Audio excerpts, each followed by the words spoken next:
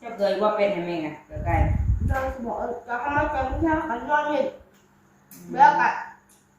ทำมือฝนสิตกเลย มืดฝนเนาะประมาณเนาะ ทำมา ไป จะ ลมบ่ ลมมันแห้งเดี๋ยว แม่ฝากว่าเบิ่งดันเด้อว่าจะว่าแม่มาแต่รับไอ้ตาท ทำมาเพราะนอกจากนอนเนี่ยมาได้เขาก็ไปเกลือไก่เห็นไหมเกลือไก่อันเดียวคอยท ำคอยห้ามแต่คนพวกเขาอันนั้นเลยแม่เบื่อ ำคอยทำแล้วก็ ข้าวเย็นนี่มันเกลือใกล้มันแบบบูดได้มันเราอุ่นกินสองเกลืออะไรเด้ คอยทำแล้วก็เมื่อเกลือเพื่อนอีก ได้ย้อนเลยเด้จังเนาะได้เรียกแล้วไงเนี่ยเป็นผู้บ่าวมาช่วยแม่เนี่ยเอาอย่างบางพวกไม่รู้ เลย เห็นแม่เฮ็ดมันหวานมัน เกลือไข่ กาดห่อนท่านเนาะกาดห่อนอ้าวยังคือว่าเห็นมื้อฟ้ามื้อฝนมาเดียวฝนสิตกสิดอกรีบไปหาลูกนั่นไปตั้งเป็นน้ำอากาศห่อนนี่ดอกเป็นหยาบโลกที่เวนเกิดเป็นพี่น้องอากาศห่อนน่ะเป็นเด้อ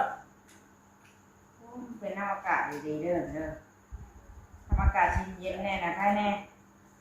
ถึงห้าสิบประเทศเปียกอยู่ของเขาไปเปียกนั่งอยู่ในเฮือนในอย่างแต่ห่อนเนาะห่อนอ้าวรังสีห่อนลงมานี่ก็อยู่เนี่ย แล้วก็อันเนี้ย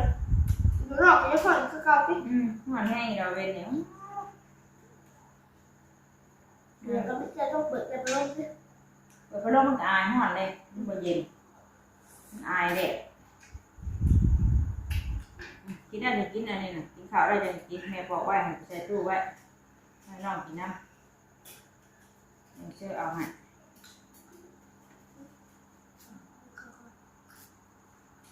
กินข้าวได้ให้เติมพี่น้อยกินข้าวได้ลงไปหาก้านบ่ไปบ่ ไหม การกินนาเนาะเดี๋ยวนี้จะ โดนน้ำผ่อนอันนี้ มันห่อนเลย โดน ไปดูนี่ลองเบิ่ง จะเข้าอาบน้ำกันเรื่อง โอ้ยแต่อาบมาแต่อาบเปื่อย เด็กกินน้ำมันผ่อนแบบประมาณสองเนี่ยนี่เป็นที่น่าหลายนิด ตอนห่อนนะมันออกมีแต่เก่าเดี๋ยวลงหาเงามือ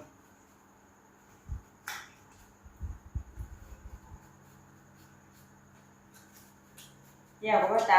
กินผลไม้เพิ่มโปรตีน ำกินกันใส่ตู้ไว้ก้อนมันเย็นก็ได้กินหมด คือไม่ร้ายมันแซ่บกัน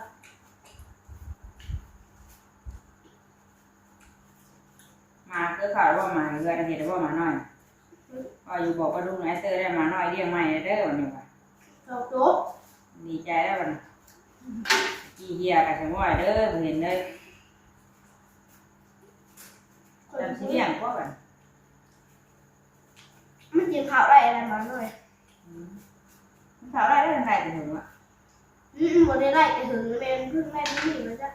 กินข้าว แล้วมันไรลูกนะมันใหญ่แล้วจะถึง มัน ล ตั ง ก ไป ได้ ลงมาก่อน ลงมาเป็นเพื่อนแหละ ทำมาสบาย ข้าวมันเกลือใกล้ให้ให้แม่ เห็นว่าเข้าไก่ เห็นหมูโคตรไม่แม่ใกล้นั่นน่ะใกล้เลยนะ แซ่บบนเขาที่แซ่บขึ้นน้อยได้บนดีเขาเนี่ยกินน้อยได้ไหมกินป้อนน้องไว้ป้อนน้อง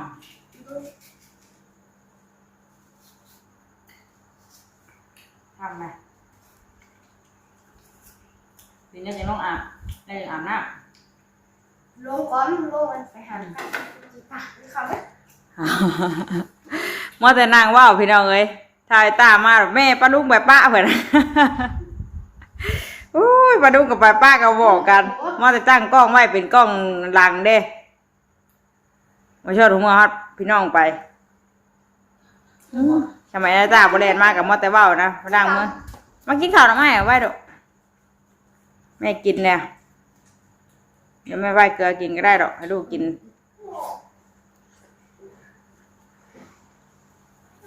กระดุมกันจนไปป้ากันก็ทับเลขของเองพี่น้องเอ้ย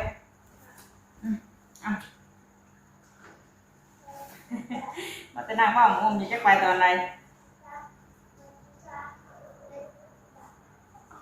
ก็ทับกับมันคือจะไปก็ไปได้นี่กันเลย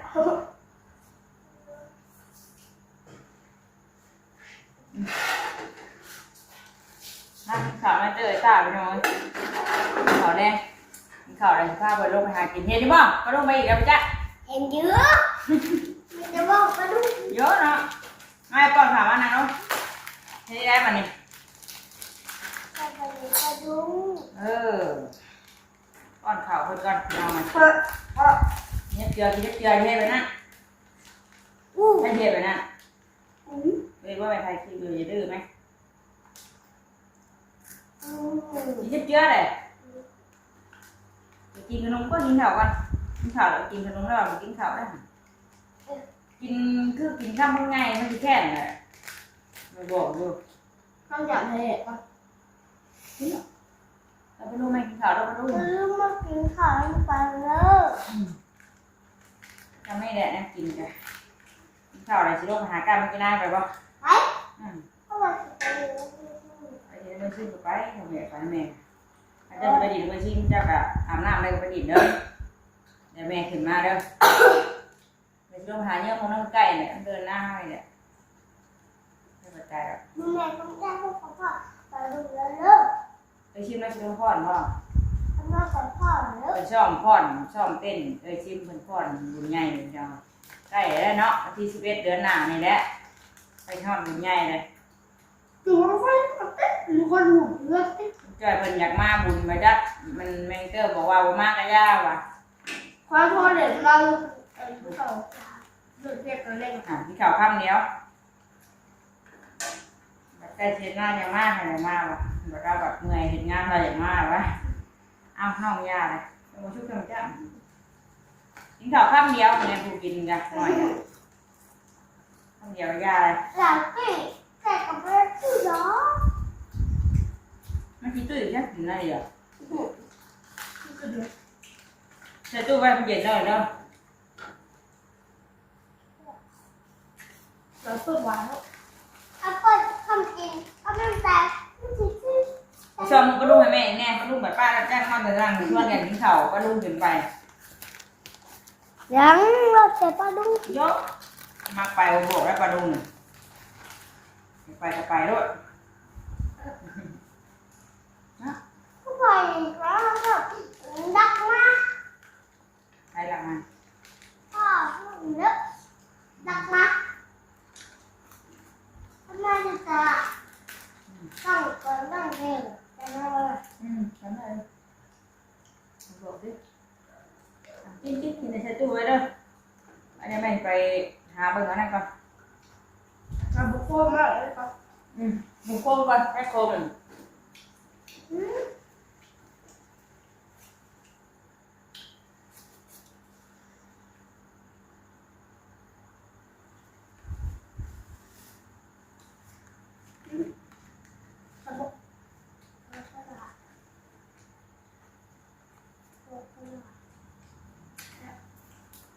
เรียกกูหุงบ้าง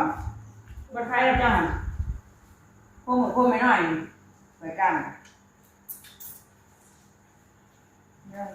ตามคุณเนี่ย นี่หุงอยู่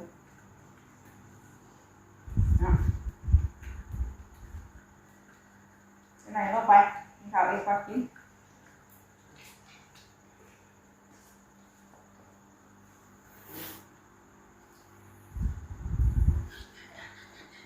ทีนี้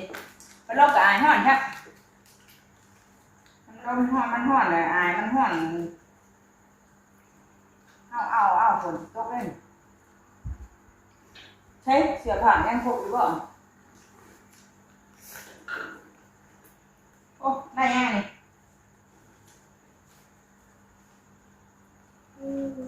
ได้บัตรเชิญอีกเลยมีแต่บัตรเชิญอันนี้บอกบางเงี้ยก็ยังบอกมึงบัตรเชิญอยู่ลูกชายได้บัตรเชิญมาอีกกว่านี้ เนี่ย เสือผ่าครบหรือเปล่าไอเตอร์ได้นะไอเตอร์ครบเลยครบอยู่บืนในซักนี่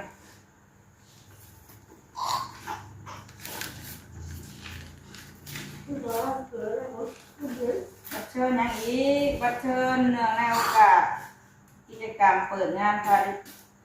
ละศึกษาและศิลปะศึกษาประจำโรงเรียน ยังเด้แล้วกินยังอ่ะ แล้วก็ โอเคครับผมเป็นที่เขาแข่งขันกีฬาเอาห้องประถมไปแข่งขันที่เราเลยเนาะ ถ้าทานนี่มันไม่ค่อยอยากแข่งนะ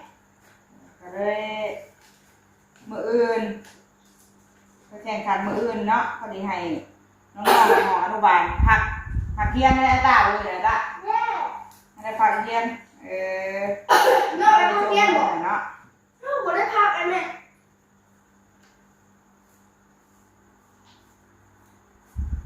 เชิญให้ไปเบิ่งน้ำดิอ้าวจะมาเชิญแท้จ้างแล้วเนี่ยใช่เพิ่นอีกแล้วบาทนี่ ถ้าบ่ได้หยุดปืนก็โดนทุกกันเลย เราเองเพิ่นจะยุ่งอันไปที่ข่าวลูก ทันได้อิ่ม ยังบ่อิ่มอยู่อีก2เทื่อ3เทื่อยังอิ่มอยู่อ้าวว่าเดี๋ยวได้ดังหาเพิ่นมื้อนี้ซักลูกไว้มันค่ำแล้วมื้อนี้มื้อนี้ซักเอาไว้แล้วอาบน้ำนายไปเดี๋ยวไปหาเตรียมไปหาก้านก่อนพี่น้องเอ้ยบัดนี้ให้เตอร์ไปกินข้าวกินน้ำแล้วก่อนลงไปหาเนื้อเบิ่งน้ำนี่แหละมาแต่อาบน้ำให้มันเย็นๆตอนเลิกก่อนโอ้ใกล้สิพอได้บริษัทไว้แต่โดนเลยเนาะ อืม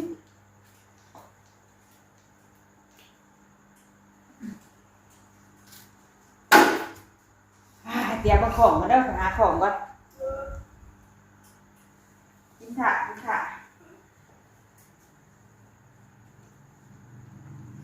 หาของมาไว้ใส่ก่อนนางเอฟเจียตาสิไปว่าดูไปเข้ามาไปกะ ก็ ไปเรื่อยๆชิมถ่าเด้อ เพื่อนน่ะ ดีเดี๋ยวมือชิมถ่าให้เปลี่ยนเสื้อก่อน เห็นเจ้าอย่ามานั่นนะบ่ อ้าวเงียบของทางเราไม่ไหม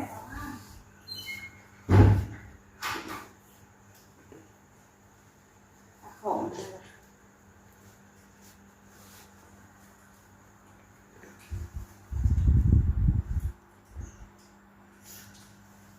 บ้านอยู่นะครับกินได้ อิ่มเดี๋ยวเอาเขาไปตู้ไปดูนะ เอาไหม เขาไปตู้แช่ตู้ไว้ให้มันเย็นยังจะมากิน เอาเลย เอาย่อไว้กดไว้เอ้ยอิ่มนะพี่น้องไว้กินข้าวสิพาลูกลงไปหาเยื่องเบิงอันนั้นก่อนลงไปหาเยื่องเบิงแมงตะเตนจำนายก่อนเนาะไปก้านก่อนเอาแต่อาบน้ำไม่สะดวกอาบน้ำไม่ถ่าเด้อไปเดี๋ยวแม่ชีลงไปหาเดี๋ยวเจ้าไปอาบน้ำถ่า